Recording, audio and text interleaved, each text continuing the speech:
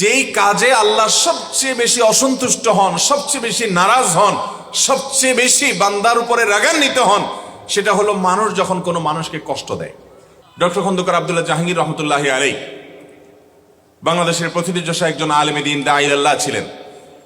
তিনি তার এই বক্তব্যে বলেছেন যে আমি আমার এই ক্ষুদ্র জীবনে ইসলামিক সাবজেক্টের উপরে, কোরআন এবং হাদিসের উপরে পিএইচডি ডিগ্রি পর্যন্ত নিয়েছি।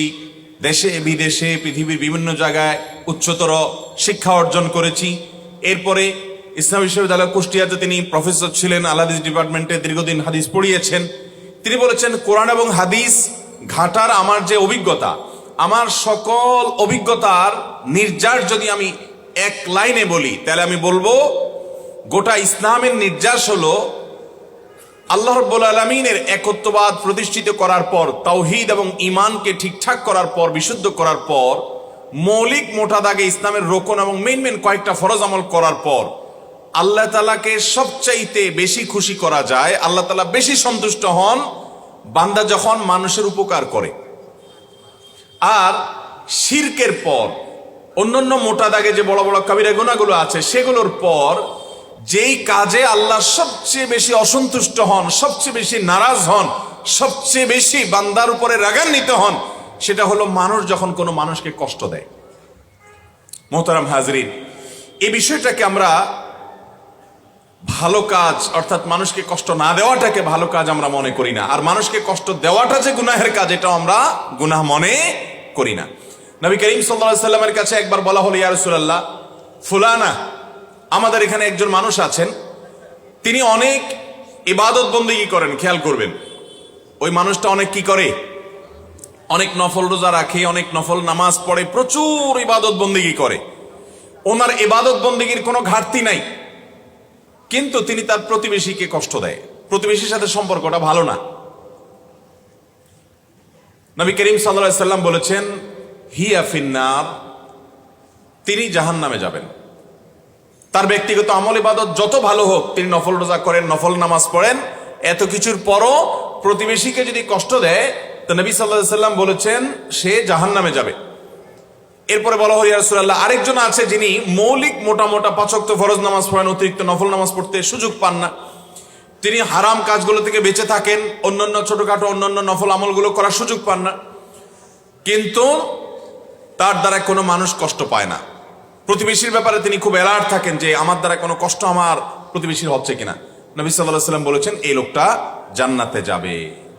মোহতারাম হাজরিন, নবী আলাইহিস সালাম আরো বলেছেন, একজন মানুষ আরেকজন মানুষের সাথে চুপে কানে কানে কথা বলছে, কানে মুখে কথা বলছে, এই যে কানাঘুষা করছে, সেখানে আরো একজন মানুষ আছে, তার কাছ থেকে লুকিয়ে এই দুইজন যে কানাঘুষা করছে, নবী করিম সাল্লাল্লাহু আলাইহি সাল্লাম বলেছেন এই কাজটা করার কারণে ওই লোকটার কষ্টের কারণ হলো, এবং এটা গুনাহের কথা, এটা কোনো নাজায়েজ কথা না, এটা কোনো জায়েজ কথা না যে আপনি দুজন মিলে কোনো এক জায়গায় কানাঘুষা করবেন, সেখানে তৃতীয় আরেকজন আছে, তাহলে লোকটা মনে কষ্ট পাবে যে আমার থেকে তারা গোপন করছে, কি এমন কথা।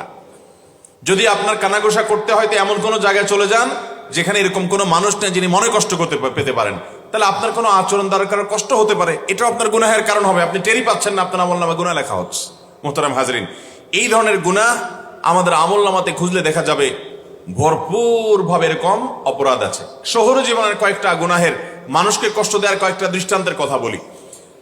আপনারা রামপুর এলাকাতে থাকেন, খুব বেশি একটা খালি জায়গা নেই, সব বাড়ি হয়ে গেছে, তাই না?